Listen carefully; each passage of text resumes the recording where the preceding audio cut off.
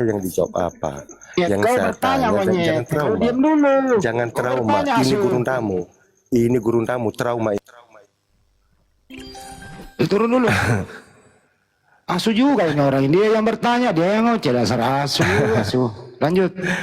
Jadi Allah itu Khalik, Nabi Muhammad itu makhluk. Di antara Khalik dan makhluk ada perantara. Itulah yang disebut Roh Kudus. Jadi Roh Kudus yang menghantarkan kemudian firman menuju kepada seorang nabi. Itu dah selesai di sana. Al-Quran surah Asy-Syura ayat 52. Kemudian ketika Anda berbicara mengenai Paulus, ini adalah nabi, bukan nabi katanya. Nah, saya ingin bertanya, kalau Paulus ini bukan nabi, dari mana dia mendapatkan 13 kitabnya? Dia bukan nabi, berarti dia bukan orang yang menerima wahyu. Nah, sekarang pertanyaan saya, kalau dia bukan orang yang menerima wahyu, dari mana dia dapatkan 13 bukunya? Kan Paulus bukan nabi, tetapi ternyata dia memiliki kitab 13. Nah, 13 kitabnya ini isinya bukan wahyu Tuhan. Kalau ada orang berbicara atas nama Tuhan, tetapi ternyata bukan firman Tuhan yang dia bawa, itu apa namanya? Ya, nabi palsu. Kecuali Anda ingin mengatakan bahwa Paulus itu menerima wahyu, ya berarti dia nabi. Tinggal kita uji, betulkah dia nabi atau dia hanya pengajar palsu yang berpura-pura jadi nabi. 13 buku Paulus itu apa? Firman Tuhan kah? Atau surat kepompong? Kalau dia firman Tuhan, berarti dia nabi. Kalau dia kemudian katakan bukan firman Tuhan, berarti surat kepompong, bukan kitab suci, bukan firman Tuhan. Sederhana kan? Ini kita lihat dari 13 bukunya. Bukunya ini apa? Firman Tuhan. Firman Tuhan, Pak. Berarti dia nabi. Karena dia menerima firman Tuhan. Oh, bukan firman Tuhan, Pak. Ya sudah. Kalau bukan firman Tuhan, kenapa kau jadikan sebagai pegangan dalam beragama? Itu namanya bahlul. 13 kitab. Nabi Muhammad 1 kitab. Paulus 13 kitab. Ternyata bukan nabi. Berarti 13 buku ini apa? Firman Tuhan. Berarti dia nabi. Bukan firman Tuhan. Bukan nabi. Firman Tuhan. Nabi dia berarti. Bukan firman Tuhan. Berarti bukan nabi.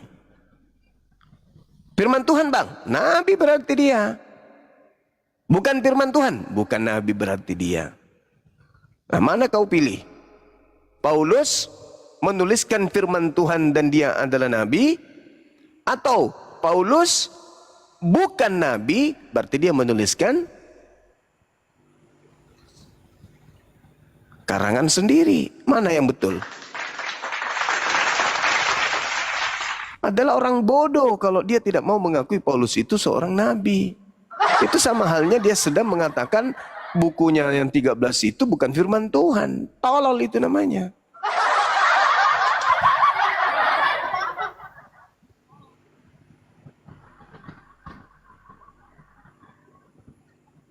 Ya, ada yang baru naik. Ini Guru dah, izin disapa dulu. Armada monitor. Sudah. Giliran Armada yang disapa. Yang nyaut siapa? Kalau di Dari tadi diem aja. Aduh, ya Allah. Armada kalau nggak ngomong, saya turunkan Armada. Belanus ini Kristen apa Islam? Belanus? Lagi makan dia. Kristen Om. Oh, Kristen.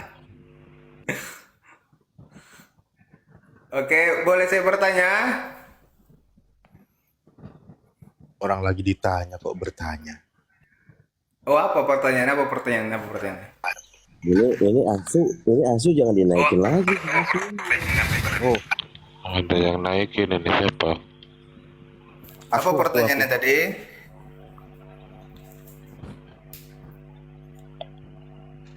jadi Paulus itu nabi atau bukan? Nabi. Oh, nabi jujur dia Gerunda. Baru kali ini ada yang mengakui dia nabi. Gitu dong. Nah, terus kenapa? Apa yang dipermasalahkan tentang Paulus? Ya. Jadi Paulus ini adalah nabi. Nah, sekarang berarti dia memenuhi kandidat sebagai nabi palsu. Waspadalah kepada nabi palsu yang datang kepadamu Ya, memakai dan menyamar seperti domba, pada dia ada serigala yang buas. betul. Tapi Buahnya- tidak disebutkan Paulus. Pengikutnya memanggil aku Tuhan, bernubuat Ya, pakai tapi tidak namaku, disebutkan Paulus kan? mengusir. Nah, sekarang pertanyaannya yang kedua adalah, apakah pengikut Paulus memanggil Yesus Tuhan, bernubuat, mengusir setan, bermukjizat pakai nama Yesus? Ya, benar. Berarti dua terpenuhi kan? Apa yang terpenuhi? Yang pertama, Nabi Paulus. Pengikut Paulus, Paulus memanggil Nabi, terus? memanggil Yesus Tuhan, bernubuat, mengusir setan, bermukjizat pakai nama Yesus. Betul? Betul. Terus? Nah, kemudian Assalamualaikum. Waalaikumsalam warahmatullahi wabarakatuh. Kemudian ketika murid-murid Paulus ini bernubuat, bermujizat, mengusir setan pakai nama Yesus, mereka kemudian tidak melakukan kehendak Bapa yang ada di dalam Taurat. Betul? Tidak. Contoh, Ya, apa Contoh. contohnya? bersunat. Terus? Apakah Kristen melakukan itu? Apakah Yesus ada di zaman sekarang?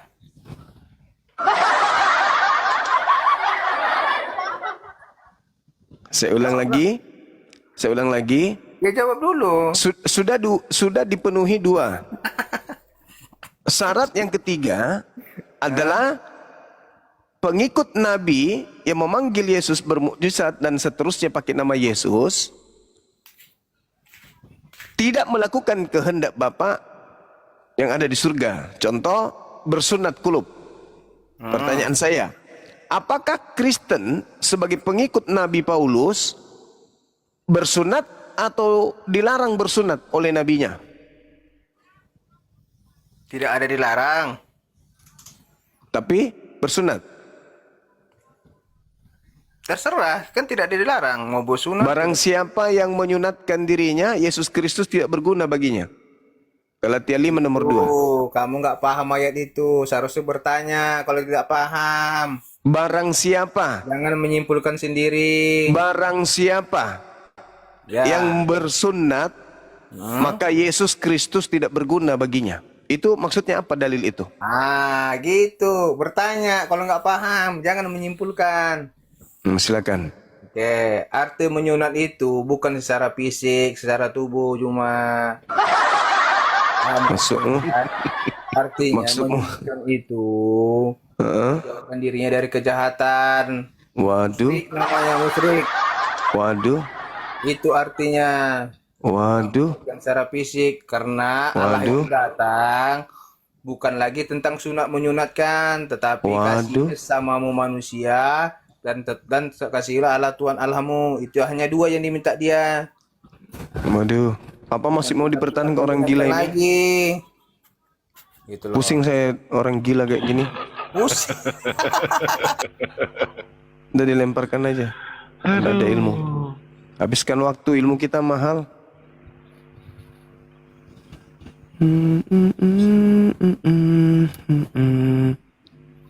Jadi tadi dia penuhi yang pertama nabi. Paulus itu ternyata nabi.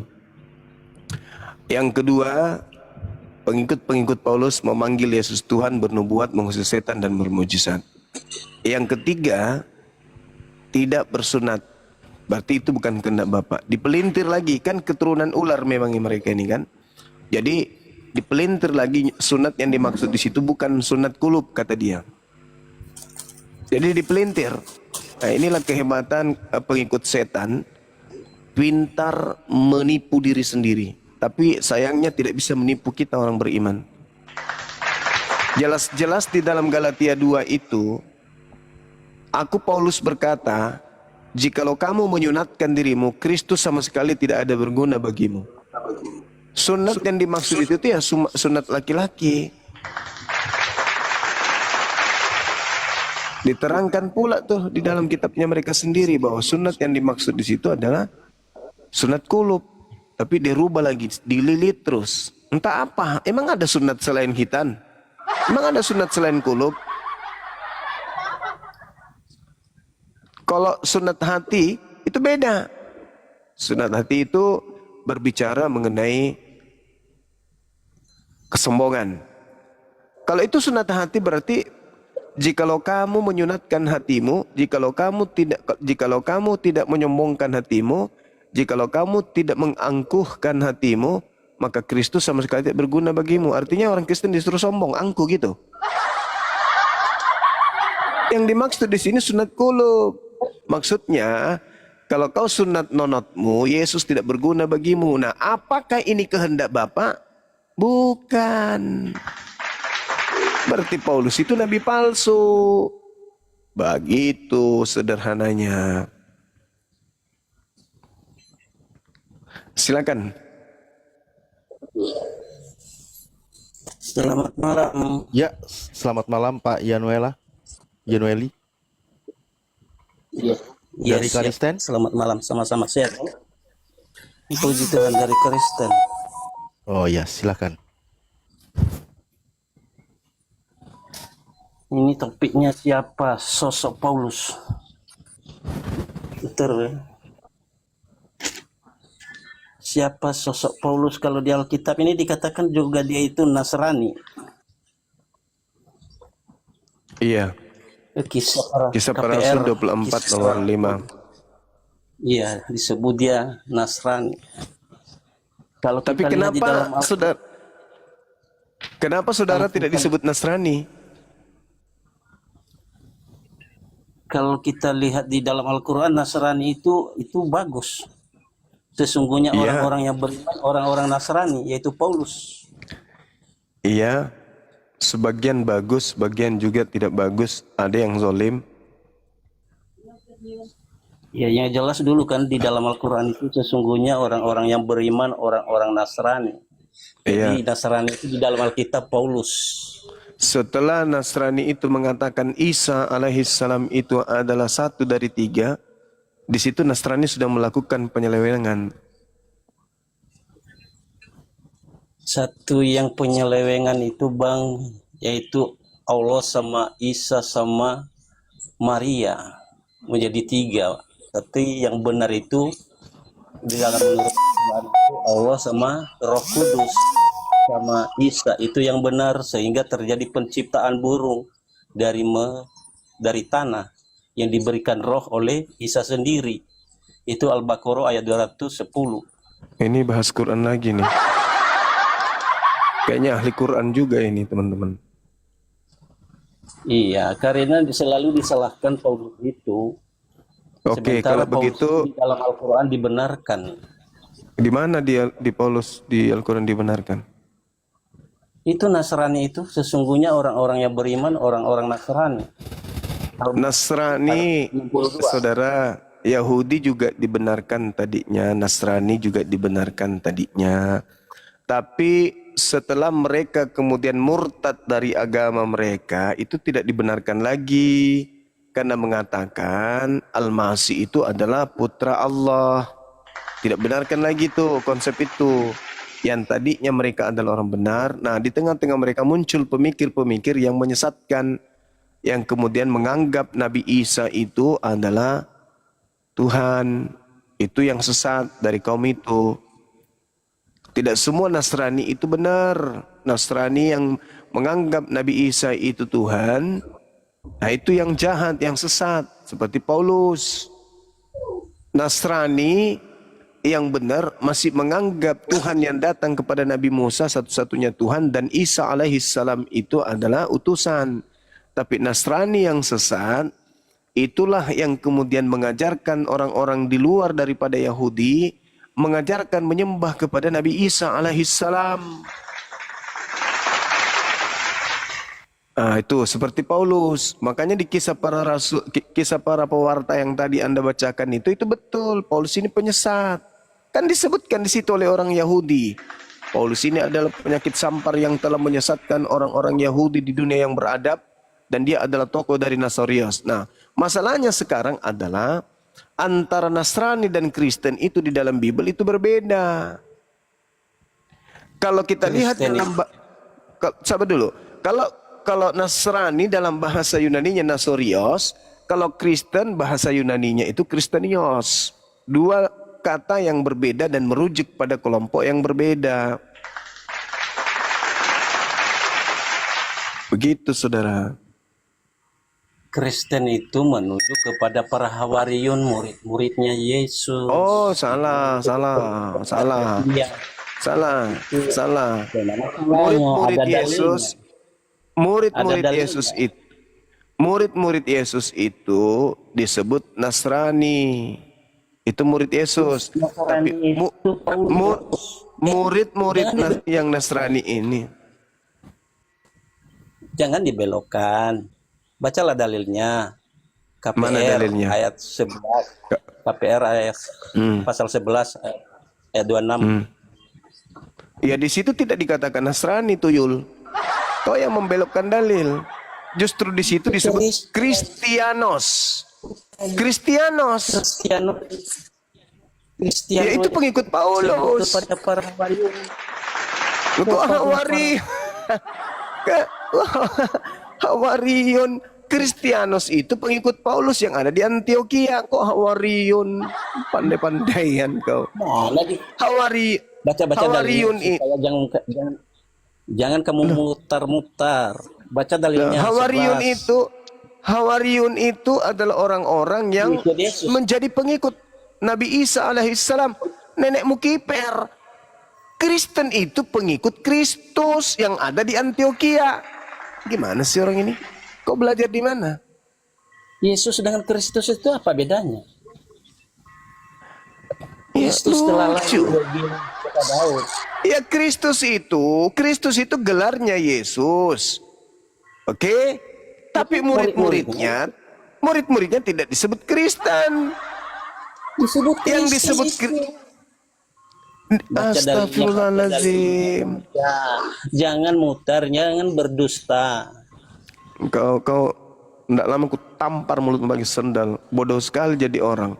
Kisah para pewarta 11:26 itu. Ku tanya dulu samamu. Yesus pernah ke Antioquia enggak? Itu murid-muridnya yang disebut di Antioquia itu. Ku tanya lagi sekali lagi. Yesus pernah ke Antioquia enggak? Yang punya murid itu Yesus. Yang di Antioquia itu mengajar.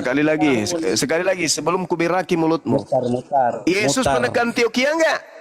Mutar. Murid-muridnya di Antioquia itu. Nah, murid-murid. Udah kau turun.